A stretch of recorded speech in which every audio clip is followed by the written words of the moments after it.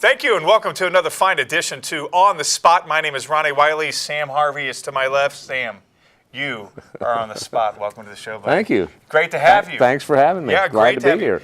Now, I got to ask our fine listening audience, or our fine viewers, I should say, because we're not on the radio. Although you and I have been together. We have been on the radio together, but I want to say we've been talking about our face for radio. Does he have one? Certainly. There. So Sam, before we get into your radio, you and I go way back with working at WIFE, WCB back in the day. Also went to church together a few times, but you're a lifelong Connersville resident. You are somebody you're the Republican County Chairman. You've done a lot for the community. What makes you love Connersville? That's a good question. You know, it's just something about it. I do love it here. I grew up here, grew up in Beeson's Addition, and played in Roberts Park every day. And I don't know, I think it's the people. And it's a very friendly town. Over the years, Ron, I've worked with, had people come in from different cities, and, we go to lunch or something, and they always comment on how friendly it is and how everybody speaks and how everybody knows everybody. And it's just a great small town to live in, a great place to raise a family. Yeah, and here lately we've it's been a lot of negative press. Sure. A lot of things happen, which all communities go through that. But what keeps you excited? I mean, we talk about your past, but what keeps you excited now about Connersville? Still the friendliness? The friendliness. I think the future. I think the future is bright. That I think a lot of people are laying the groundwork now. Evidence of that last week when County Council voted to allow the wind farms to come in, and I think that could be a catalyst here for the community. Showing that, and I got up and spoke about that, showing that we are open for business. Yeah. And hopefully we can draw in some other business. And I don't know that we'll ever get back to the glory days like it once was, because you just don't replace the industry we had. We had more industry per capita than anywhere in the state of Indiana at one time. Yeah.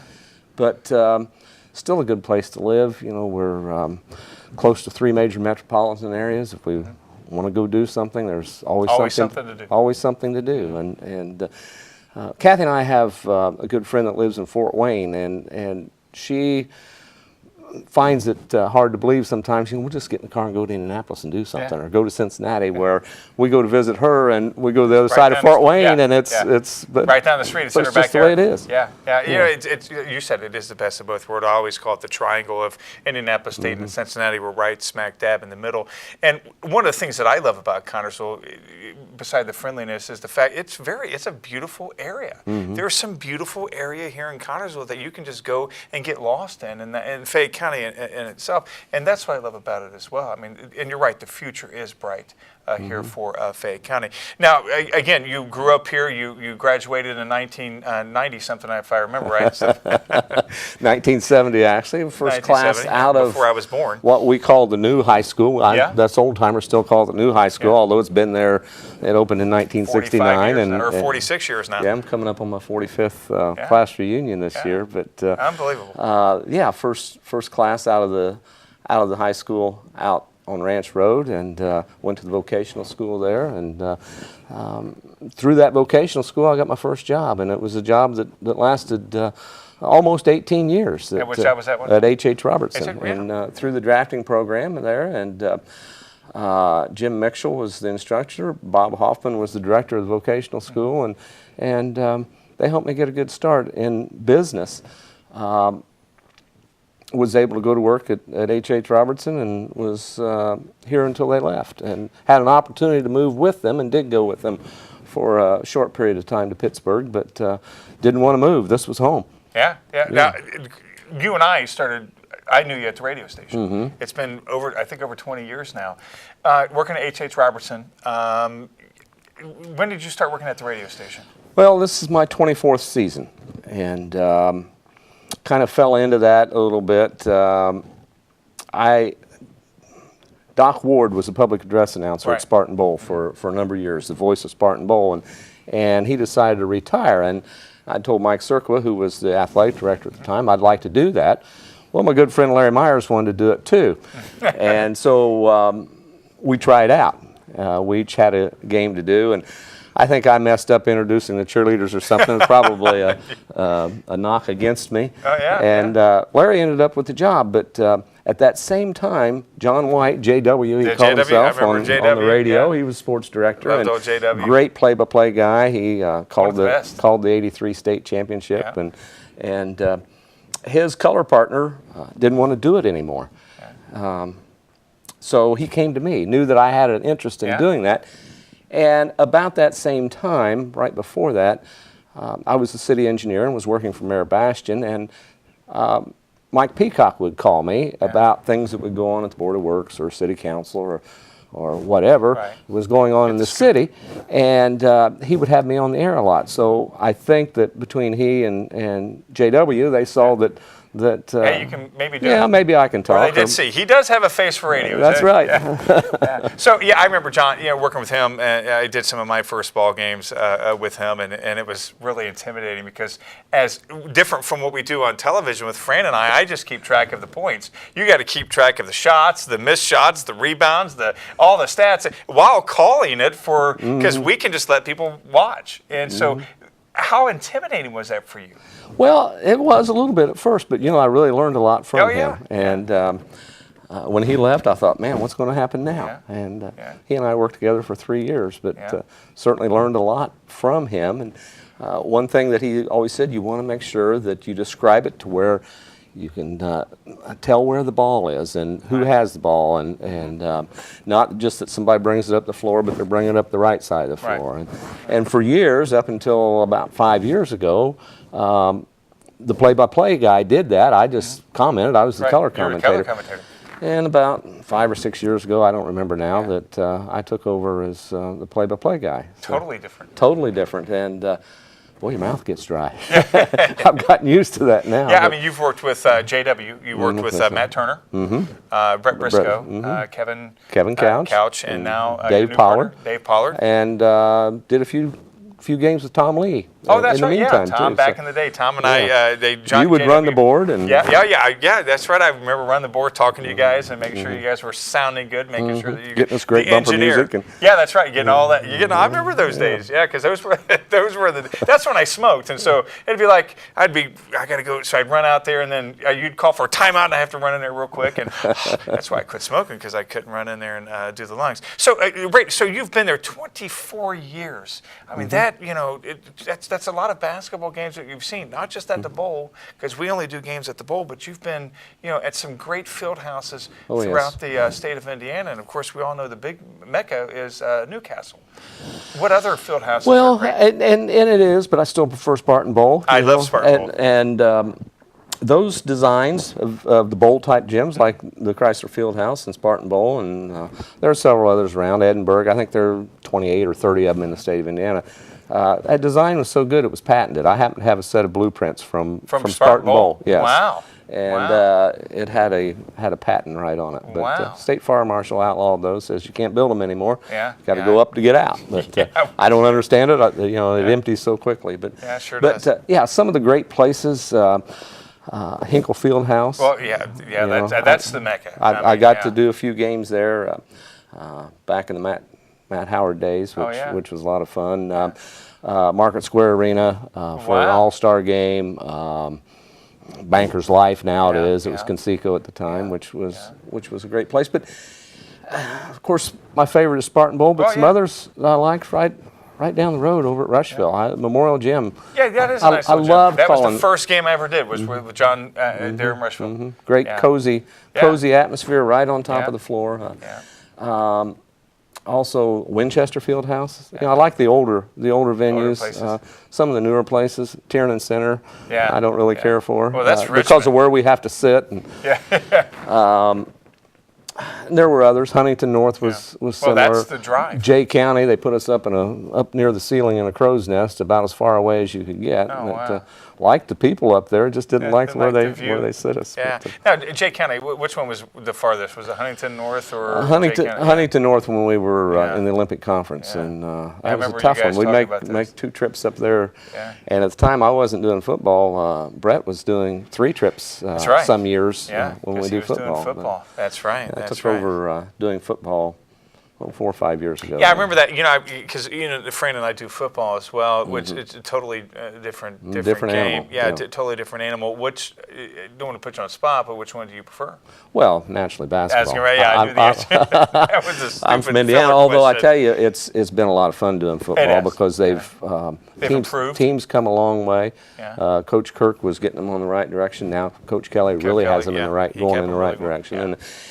And it's a lot of fun, but it's a lot more talking. It's a lot more fill time. Right. Than basketball. In basketball, it's constant, constant up and going. down the floor. Yeah. So Yeah. there's more to talk about actual play-by-play in basketball, but you got to talk about the other things that are going Right. on in football. And that kind of was a throwaway question about which one, because I knew it was definitely basketball, because you are famous for, no matter what time of the year it is, especially after basketball season, from the last game to the first game of the season, how many days it is, always.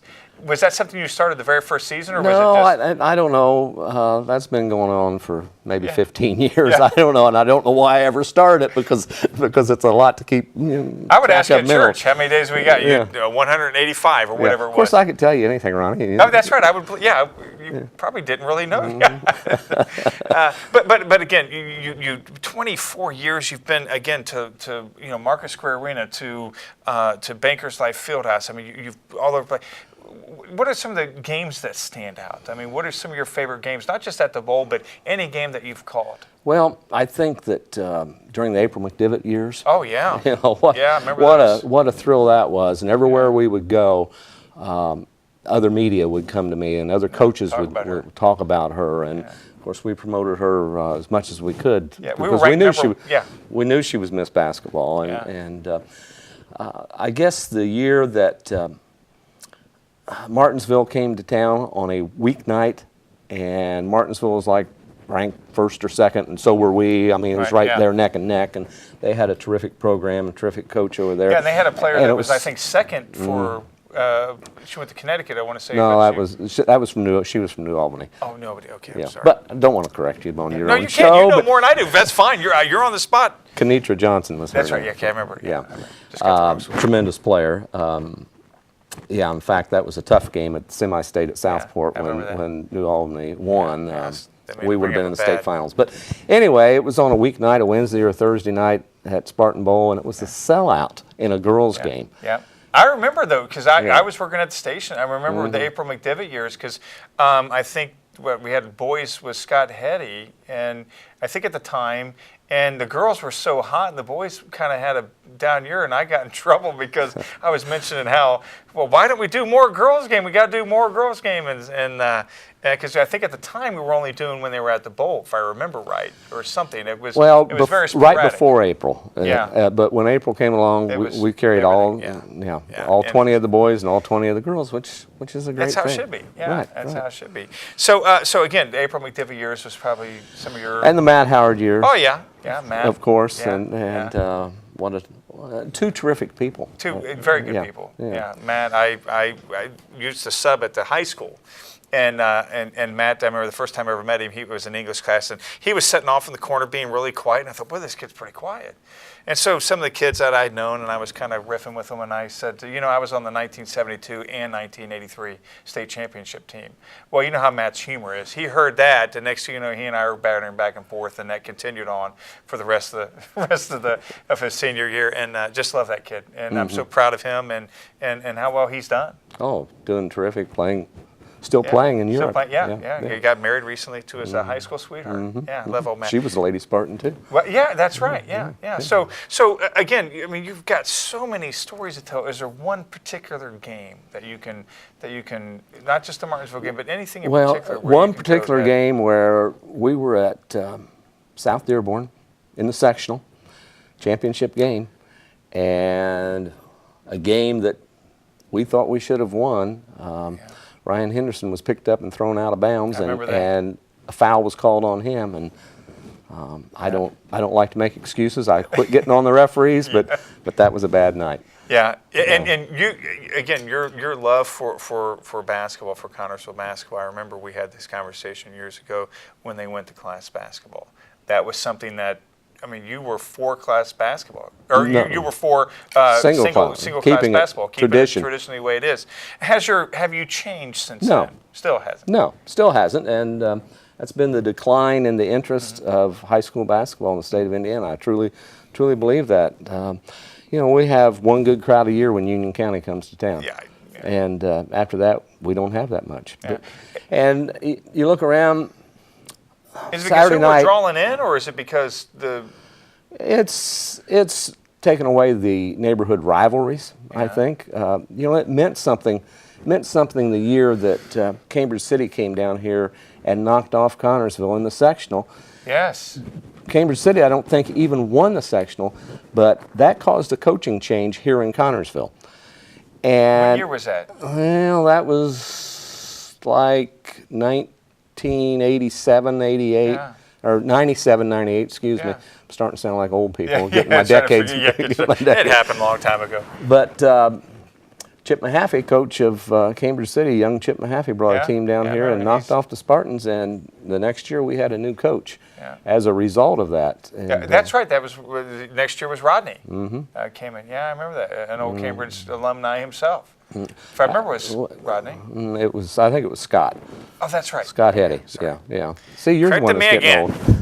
You know more about this stuff than I do, and I'm coming along for the ride. So again, I mean, you got remember that, and I remember that Henderson because I was listening to it that game, and just the shock and awe that you and Briscoe had when he was picked up, thrown out of bounds, and no call was called.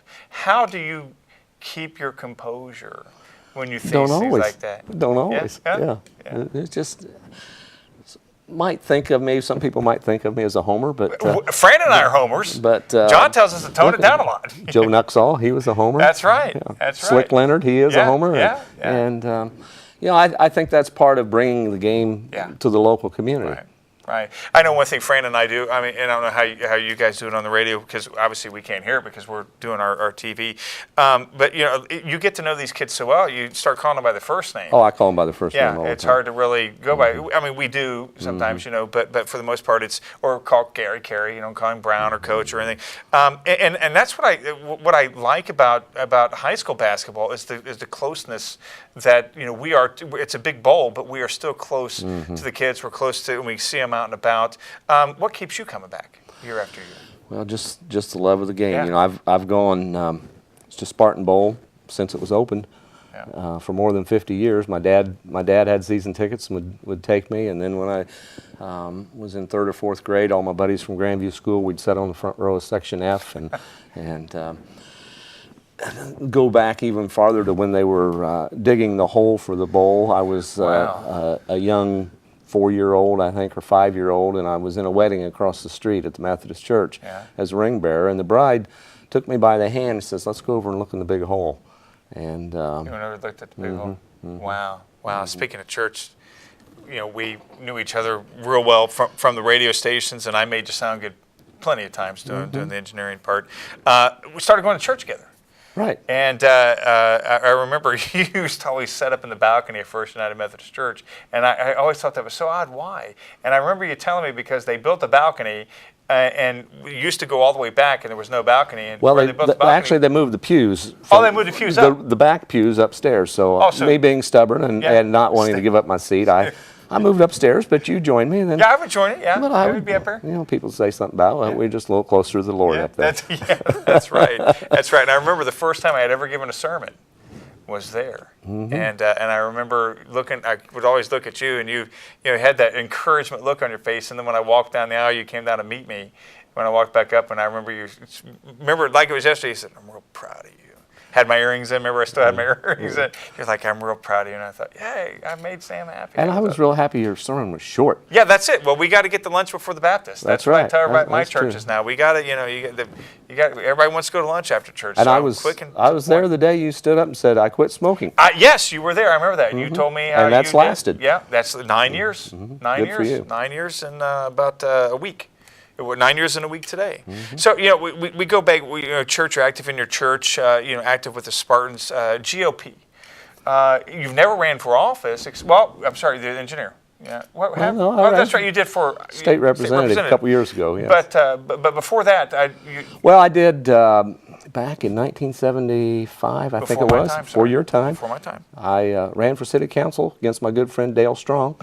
It was the year after Watergate. Yeah. And I came closer than any Republican in Connersville that year, but it just wasn't enough. Yeah. Just wasn't enough. Yeah, Watergate didn't happen here. Yeah, Dale, and he's still going strong. And continues to be a good friend. Does a great job. Dale's a great guy. I've interviewed him quite a few times at the fair, and just a very pleasant guy. So again, you may have lost that, but you still stayed in it and behind the scenes. Is that something you prefer? Probably, yeah, probably. Although, I would have liked to have been. I would have liked to have been state representative, and we worked at it hard, but it wasn't meant to be. Yeah. And but I've been county chairman for I think 6 years now. This all started back when I was about 8 years old. My grandfather was Harrison Township trustee, and then my dad was on Central Committee, was a precinct committeeman. He used to take me to meetings. Oh, yeah. And it was back during the Nixon-Kennedy presidential race that I had a Richard Nixon bumper sticker on my bicycle. I just started liking politics then, and have been involved over the years. And it's just something you do. Right. You don't do because you make any money at it, because you don't make any money doing it. But I've enjoyed it. I spent about 3 years as city engineer. It was an appointed position, and really liked that. Liked working with the city, liked working with the mayor and council and street department and the park department, trying to make this a better town, the town that I love. Yeah, and I think that's it. And that's one thing that I've always gotten from, you and I have talked during Live at the Fair, we've had the politicians come on. That's one thing I get from local politics, is that there's a lot of people who actually love and care for this community. And I think it's very evident. Do people do things that we don't agree with? Well, of course, but I really generally believe that most everyone that we've elected has done it because they truly care for this community. Absolutely. And is that, now, do you let anybody, now as county chairman, do you discourage or encourage, or do you do both? Sometimes say, well, maybe you're not ready. If people come to me and talk to me, yes. I can't stop anybody from going and filing. Right. Naturally, it's, but I appreciate when they come to me and want to run, and we're always looking for good candidates. We got a city election coming up here, and we're looking for candidates right now. Both sides are. You talk about getting along, and I believe once the election's over that the people have spoken, and we need to work together. And I think that locally, while we may disagree how we're going to get there, that everybody has the best interests of the city and the county in mind. Last week at the county council meeting, Tim Rose, the Democrat chairman, and myself appeared together. Yeah, you guys have always done that. promoted the wind farm because we both felt like that it was a good thing for the community. And I've interviewed Tim on the on the show before, and I remember one year at the fair you both came on, which shows great unity, and I believe I still want to beat him. Don't get me wrong. Of course, and I'm sure he wants to beat you. There's no doubt. But I really believe that in order for us to change Washington, we really need to change at the local level and go out instead of having it come out and in, because a lot of times when we have the big government coming in, it can squash the small government and squash our voice. So we need to have it. We need to have an outward in or inward out. You know what I mean? From the ground up. From the ground up. You're absolutely right. So again, you've been doing this for, and if I remember right, you were only supposed to do it for a year. Yeah, that's when Scott Bevington twisted my arm. He'd been chairman a couple of times, and he says, and he assembled a team for me and all that, and I said, okay, I'll do it for a year. Yeah. And here we are. I'm in my second four-year term. But this is it. Yeah. This is it. So is this your last? I mean, when does your term end? I think in a couple of years. After the presidential election in 2016. I tell you, I remember when I ran for city council back in 2007, and I got beat as well. But it was a great learning experience, and I think one of the things that I learned, that I took away the most from it, is that a lot of times we hear that politicians only tell us what we want to hear. Well, when I would go out stumping, I found out that people wanted to tell me what they thought I wanted to hear, and it's like that's the opposite. I want to hear what you have to say, because as leaders of community, we are truly supposed to be representatives of the community, and we are to be educators as well. What's that? I said Oh, certainly. yeah. So do you? Well, that sounded great. I'm getting old too, Sammy. So anyway, so is that the philosophy that you take? Because I've always, as a GOP chairman, there's strategies involved in how to get elected. What are some of the strategies that you give some of your Don't promise something you can't do. Well, that's true. I always tell people, everybody likes jobs and apple pie and Chevrolet, but unless you have a plan, don't get up and say, I'm going to bring jobs to Connersville and Fayette County, because if that could be done, and if that could be done easily, it would have already been done. Well, I agree with that. And I think, correct me if I'm wrong, but I think you were the one that we were talking one time, and you had mentioned it's not the government's job to get, we have to make a, correct me, help me out here. It's the government, government does not create jobs. That's it, create jobs. Other than jobs that we as taxpayers pay for. Right. But government can make it conducive for business to create jobs and to locate here. We can make a beautiful landscape. Right. Beautiful landscape. So again, we talked about the past. We talked about you as a little boy playing in Roberts Park. How much has that changed since then? Really not a whole lot. Not a whole lot? Up there where I used to sled down the hill, they have that big fence, and you got to go through a gate now. But didn't used to have that. Yeah. But the park still looks good. The sure does. Rebuilding of the pavilion. Yes, and, very nice. There's of course changes with the John Miller building, which has been a great asset. And the recent remodeling of the Roberts building. We always call it the 4-H building. That's right. Yeah. But which was great. What a treasure both of those places are to this community. We have political functions up there at the Miller building, and people all over they come in and say, you have the nicest place to have something. Yeah. So, it's very nice. I haven't talked to Leonard in a while about this, but I hope that I'm waiting for the tennis courts to get redone. Will Hoyt and Bill, so many tennis players. We want the better tennis courts, so try to make that happen. I know. I'm just kidding. So again, we talked about the past, talked about the future of Connersville. We've got the wind farm. We got. What do you see? We get this as an election year, Sammy. What do you? Well, I think the future is bright here, and I think that it started the other night. That helped propel it. That we just need to be positive about this community and quit putting ourselves down. I agree. Let's not focus too much on the negative. We all know the negative. We all know the negative that's here in Connersville. We know the problems that we have. But I agree with you. I think it's time to focus on the future. Now, again, we got Wayzata. We got them, which has been a positive asset for this community. Couple of new restaurants. Keeps people here. Yeah, Buster's is very good. Absolutely. And I love to eat. So I love the new restaurants. Haven't been to the Yamamoto yet. Oh, that's good. That's good. You like sushi? No, I don't like anything. You should try. I got to have something that's cooked. Well, I don't like seafood either. They have cooked sushi. Yeah, I can't even say sushi without probably violating the FCC. So we'll move past that a little bit. Again, recap, Sammy. We're wrapping up for you.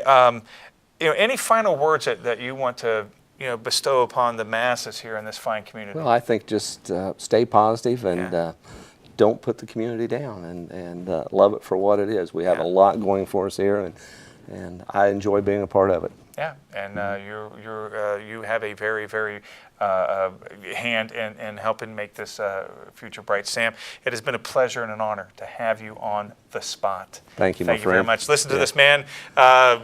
Whenever we have Spartan, the voice of the Spartans, WLPK. Did I say that correct? K-Mix. K-Mix, 106.9. We'll see you next month on The Spot. Thank you for joining us.